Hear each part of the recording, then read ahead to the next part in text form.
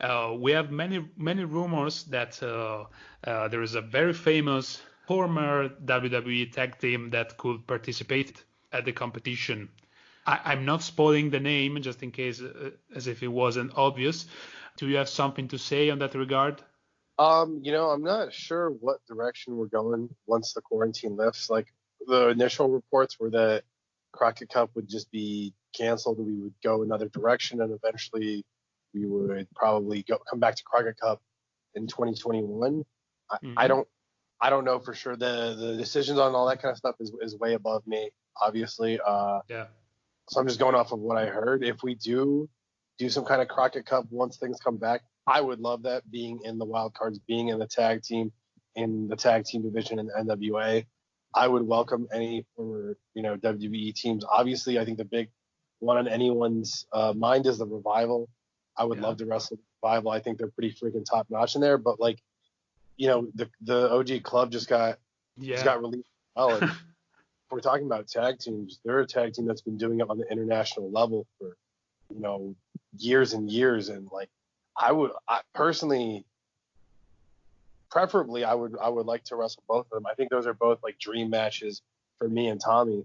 And I think especially style-wise, I think that we would mesh really well with both of those teams. I could see having some really classic matchups with either team. So it's my feeling on it is bring it on. I really hope they can work with the NWA, because I just see that as our first year we got to work with Rock and Roll Express a lot and learn from the classic tag team that's been doing it forever. It's now I want to be able to learn with one of the teams that's considered the tops of the whole industry right now, and getting to learn from them, but also getting to compete with that. It's I'm a competitive guy.